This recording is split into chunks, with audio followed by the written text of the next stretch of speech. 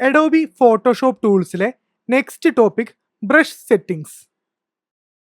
നമ്മൾ മുന്നത്തെ വീഡിയോയിൽ കണ്ടത് കൂടാതെ ധാരാളം സെറ്റിംഗ്സ് ബ്രഷിനുണ്ട്. ബ്രഷ് സെറ്റിംഗ്സിന് വേണ്ടി ഒരു വിൻഡോ തന്നെ അവൈലബിൾ ആണ്. അത് ഒന്നെങ്കിൽ നമ്മുടെ റൈറ്റ് സൈഡിൽ ഓപ്പൺ ആയിരിക്കും, അതല്ലാന്നുണ്ടെങ്കിൽ നമ്മളിവിടെ വിൻഡോസിൽ വന്നിട്ട് ബ്രഷ് സെറ്റിംഗ്സ് ക്ലിക്ക് ചെയ്യുകയാണെന്നുണ്ടെങ്കിൽ അതവിടെ കാണാനായിട്ട് സാധിക്കും. ഇപ്പോൾ അത് ഓപ്പൺ അല്ലാത്തതുകൊണ്ടാണ് ഇത് ചെക്ക്ഡ് ആയിട്ട് കിടക്കാത്തത്. നമ്മളത് ക്ലിക്ക് ചെയ്യുമ്പോൾ അത് ഓപ്പൺ ആകും. അല്ലെങ്കിൽ F5 എന്നുള്ളതാണ് ബ്രഷ് സെറ്റിംഗ്സ് വിൻഡോയുടെ ഷോർട്ട് കീ. ഈ വിൻഡോയുടെ ടാബിൽ തന്നെ നമ്മൾ ഇപ്പുറത്ത് കണ്ട ജനറൽ ബ്രഷ് സെറ്റിംഗ്സും കാണാനായിട്ട് സാധിക്കും.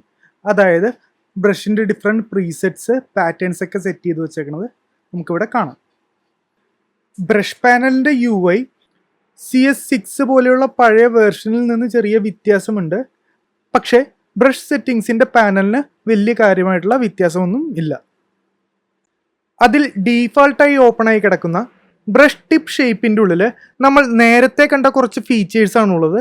അതായത് ബ്രഷിൻ്റെ സൈസ് വേരി ചെയ്യുക, അതുകൂടാതെ നേരത്തെ നമ്മൾ പഠിച്ച പോലെ ഒരു ബ്രഷിൻ്റെ റൗണ്ട്നെസ് ചേഞ്ച് ചെയ്യുക.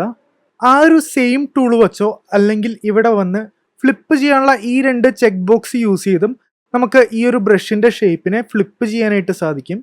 അതേപോലെ ആ ബ്രഷിൻ്റെ ഷേപ്പ് ഇരിക്കുന്ന ആംഗിൾ ചേഞ്ച് ചെയ്യാനും ഒക്കെ നമുക്കിവിടെ സാധിക്കും.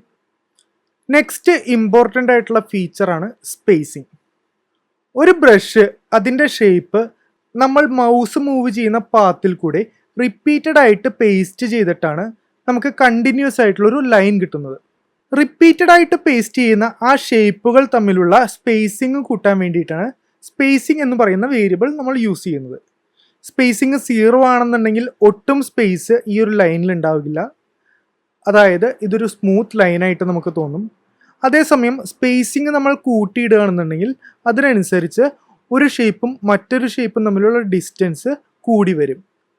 അത് മാക്സിമം കൂടുകയാണെന്നുണ്ടെങ്കിൽ നമ്മൾ ക്ലിക്ക് ചെയ്താൽ എന്താണോ ആ ബ്രഷിൻ്റെ ഷേപ്പ് ഉള്ളത് അത് ഒരു തവണ മാത്രം അവിടെ പേസ്റ്റ് ചെയ്യാണ് ഉണ്ടാവുക. നമ്മൾ ഏത് ഷേപ്പിലുള്ള ബ്രഷ് എടുത്താലും ഈ പ്രോപ്പർട്ടി സെയിം ആയിട്ടാണ് വരിക. ഉദാഹരണത്തിന് നമ്മളൊരു പ്രോപ്പർ സർക്കിൾ ബ്രഷാണ് എടുക്കുന്നത് എങ്കിൽ അത് തമ്മിലുള്ള സ്പേസിങ് കൂട്ടുമ്പോൾ ഈ സർക്കിൾ ഓരോ ഡോട്ടായിട്ട് മാറുന്നത് നമുക്ക് കാണാൻ സാധിക്കും.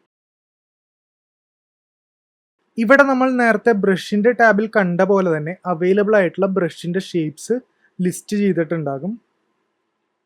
കൂടാതെ ഇവിടെ നമ്മൾ നേരത്തെ പറഞ്ഞ ഹാർഡ്നെസ്സും കൺട്രോൾ ചെയ്യാനായിട്ട് സാധിക്കും. അതായത് ബ്രഷിൻ്റെ ഫെദറിങ് വാല്യൂ. നമുക്കിവിടെ ബ്രഷ് സെറ്റിങ്സിൽ കുറേ കാറ്റഗറീസ് ഉണ്ട്. ഇതിൽ എല്ലാം നമ്മൾ കവർ ചെയ്യുന്നില്ല. ഇമ്പോർട്ടൻ്റ് ആയിട്ടുള്ള ബേസിക് ആയിട്ടുള്ള സാധനങ്ങൾ മാത്രമേ നമ്മൾ കവർ ചെയ്യുന്നുള്ളൂ.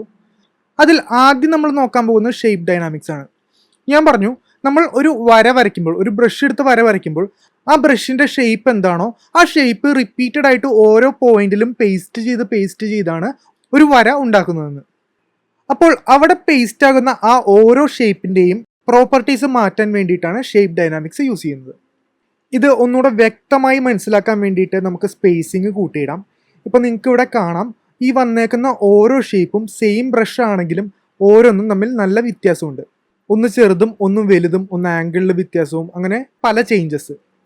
നമ്മൾ ആ ഷേപ്പ് ഡൈനാമിക്സ് ടാബിൻ്റെ മുകളിൽ ഞെക്കുമ്പോൾ അതിൻ്റെ പ്രോപ്പർട്ടീസിൻ്റെ ടാബ് ഓപ്പൺ ആവും. അതിൽ ആദ്യത്തേത് സൈസ് ജിറ്റർ ആണ്. അതായത് ഈ ഓരോ ബ്രഷിൻ്റെ ഷേപ്പിൻ്റെയും സൈസ് വേരി ചെയ്യാൻ വേണ്ടിയിട്ടാണ് സൈസ് ജിറ്റർ യൂസ് ചെയ്യുന്നത്. നമ്മൾ സൈസ് ജിറ്റർ കൂട്ടിയിടുകയാണെന്നുണ്ടെങ്കിൽ ആദ്യം വരുന്ന ബ്രഷ് സ്ട്രോക്കിൻ്റെ സൈസ് ചെറുതും പിന്നീട് വരുന്നതിൻ്റെ സൈസ് വലുതുമായിട്ട് വരും. അതായത് നമ്മൾ ബ്രഷ് യൂസ് ചെയ്ത് ഒരു വര വരയ്ക്കുകയാണെന്നുണ്ടെങ്കിൽ അതിൽ ഈ എലമെൻസിൻ്റെ സൈസ് കൂടിയും കുറഞ്ഞും ഇരിക്കും. നെക്സ്റ്റ് വരുന്ന വേരിയബിൾ ആംഗിൾ ജിറ്റർ ആണ്. ഒരു ബ്രഷിൻ്റെ ആംഗിൾ എന്താണെന്ന് നമ്മൾ നേരത്തെ നോക്കിയിരുന്നു. അതായത് ആ ബ്രഷ് ഇരിക്കുന്ന ആംഗിൾ ജിറ്റർ നമ്മൾ ചേഞ്ച് ചെയ്യുകയാണെന്നുണ്ടെങ്കിൽ ഈ വരുന്ന ഓരോ ഷേപ്പിൻ്റെയും ആംഗിൾ ഡിഫറെൻ്റ് ആയിരിക്കും. ഏതൊരു സൈസിൽ കിടക്കുന്ന ബ്രഷ് ആണെന്നുണ്ടെങ്കിലും അത് നമ്മൾ 0 കൊടുക്കുകയാണെന്നുണ്ടെങ്കിൽ എല്ലാം സെയിം ആംഗിളും, അതേസമയം നമ്മൾ ആംഗിൾ ചേഞ്ച് ചെയ്യുന്നതനുസരിച്ച് ഓരോ എലമെൻറ്റിൻ്റെയും ആംഗിൾ റാൻഡമായിട്ട് മാറിക്കൊണ്ടിരിക്കും. നെക്സ്റ്റ് ഉള്ളത് റൗണ്ട്നെസ് ജിറ്റർ ആണ്. അതായത് നമ്മൾ നേരത്തെ കണ്ട പോലെ ഒരു ബ്രഷിൻ്റെ റൗണ്ട്നെസ് മാറ്റില്ലേ, അതിൻ്റെ ജിറ്റർ ചെയ്യാനായിട്ട്. അതായത് പല ബ്രഷ് സ്ട്രോക്കിൻ്റെയും റൗണ്ട്നെസ് ഡിഫറെൻ്റ് ആയിരിക്കും. നമ്മളിവിടെ മാക്സിമം റൗണ്ട്നെസ് ചേഞ്ച് ചെയ്യുന്നതനുസരിച്ച് ഈ വേരിയേഷനിൽ വരുന്ന വാല്യൂസിന് വ്യത്യാസം വരും. നമുക്കിനി ഒരു റൗണ്ട് ബ്രഷ് വെച്ചിട്ട് ഈ ഫീച്ചേഴ്സ് ഒന്ന് ട്രൈ ചെയ്ത് നോക്കാം. ഇപ്പോൾ കുറച്ചുകൂടെ എളുപ്പത്തിൽ മനസ്സിലാക്കാനായിട്ട് സാധിക്കും. ഇത് സൈസ് ജിറ്റർ, അതായത് ഓരോ റൗണ്ടിൻ്റെയും സൈസ് ചേഞ്ച് ചെയ്യും. അതായത് എത്രത്തോളം ചെറുതായിരിക്കണം നമ്മുടെ ജിറ്ററിൽ ചേഞ്ച് ചെയ്യുന്ന സൈസ് എന്നുള്ളത്. ഈ മിനിമം ഡയമീറ്റർ 100% ഇടുകയാണെന്നുണ്ടെങ്കിൽ സൈസ് ജിറ്റർ ചെയ്താലും ഡയമീറ്ററിൽ ചേഞ്ച് വരില്ല. നമുക്കതേപോലെ നമ്മുടെ ബ്രഷിൻ്റെ റൗണ്ട്നെസ് ഇവിടെ മാറ്റാം. ഇപ്പോൾ റൗണ്ടിൽ നിന്ന് അത് എലിപ്സിസ് ആവണമായിട്ട് നമുക്ക് കാണാൻ സാധിക്കും. നമ്മളതിൽ 0 ഇടുക. 0 ഇട്ടിട്ട് നമ്മൾ ഇതിൻ്റെ ആംഗിൾ ജിറ്റർ ചെയ്യുകയാണെന്നുണ്ടെങ്കിൽ അതിനും വ്യത്യാസമൊന്നും വരില്ല. കാരണം റൗണ്ട് ഏത് ആംഗിളിൽ നോക്കിയാലും റൗണ്ട് തന്നെയാണ്. സോ ഷേപ്പ് ഡൈനാമിക്സ് ഓൾമോസ്റ്റ് എല്ലാവർക്കും മനസ്സിലായി എന്ന് പ്രതീക്ഷിക്കുന്നു. നെക്സ്റ്റ് നമ്മൾ നോക്കാൻ പോകുന്നത് സ്കാറ്ററിംഗ് ആണ്. അതായത് ഇതിൽ ഓരോ ബ്രഷ് സ്ട്രോക്കിൻ്റെയും പൊസിഷൻ നമുക്ക് മാറ്റാനായിട്ട് സാധിക്കും. നമ്മൾ ഇവിടെ സ്കാറ്ററിങ്ങിൻ്റെ വാല്യൂ ചേഞ്ച് ചെയ്യുകയാണെന്നുണ്ടെങ്കിൽ ഈ കിടക്കുന്ന സാധനം കയറി ഇറങ്ങി കിടക്കും. നോക്കിയോളൂ. അപ്പോൾ നമുക്കിത് ഒന്നുകൂടെ ക്ലിയർ ആയിട്ട് മനസ്സിലാവാൻ വേണ്ടിയിട്ട് ഇതിൻ്റെ സ്പേസിങ് ഒന്ന് കുറയ്ക്കാം. അതേപോലെ തന്നെ ഈ ബ്രഷിൻ്റെ സൈസ് നമ്മൾ കുറയ്ക്കുകയാണ്. ഇപ്പോൾ അതിൽ വന്നേക്കുന്ന ചേഞ്ച് കണ്ടോ? നമ്മൾ സ്കാറ്ററിൻ്റെ എണ്ണം കൂട്ടുന്തോറും അത് വരുന്ന പൊസിഷൻ കൂടുകയും 0 വരുമ്പോൾ അത് ഒരൊറ്റ ലൈനായിട്ട് വരികയും ചെയ്യും. നെക്സ്റ്റ് നമ്മൾ ചേഞ്ച് ചെയ്യാൻ പോകുന്നത് കൗണ്ടാണ്. അതായത് ഇവിടെ ധാരാളം ഡോട്ട്സ് ഉണ്ടല്ലോ, ആ ഡോട്ട് വന്നേക്കുന്നതിൻ്റെ നമ്പർ കൂട്ടാൻ വേണ്ടിയിട്ടാണ് കൗണ്ട് യൂസ് ചെയ്യുന്നത്. കൗണ്ട് നമ്മൾ കൂട്ടിയിടുമ്പോൾ വരുന്ന ബ്രഷ് ഷേപ്പിൻ്റെ നമ്പേഴ്സ് കൂടുകയും അത് കുറച്ചിടുമ്പോൾ കുറയുകയും ചെയ്യും. അതേപോലെ കൗണ്ട് ജിറ്റർ യൂസ് ചെയ്തിട്ട് നമുക്ക് വരുന്ന ഡോട്ട്സിൻ്റെ എണ്ണം പല ഭാഗങ്ങളിൽ വേരി ചെയ്യാൻ സാധിക്കും. നെക്സ്റ്റ് ഇമ്പോർട്ടൻ്റ് ആയിട്ടുള്ള ഒരു ഫീച്ചറാണ് ഡ്യുവൽ ബ്രഷ്. അതായത് നമ്മൾ യൂസ് ചെയ്യുന്ന ഡീഫോൾട്ട് ബ്രഷ് കൂടാതെ ഒരു സെക്കൻഡറി ബ്രഷ് കൂടെ ആഡ് ചെയ്തിട്ട് നമ്മൾ വരയ്ക്കുന്ന വരയിൽ വരണം എന്നുണ്ടെങ്കിൽ അതിനാണ് നമ്മൾ ഡ്യുവൽ ബ്രഷ് യൂസ് ചെയ്യുന്നത്. നമുക്കത് യൂസ് ചെയ്തൊന്ന് വരച്ച് നോക്കാം.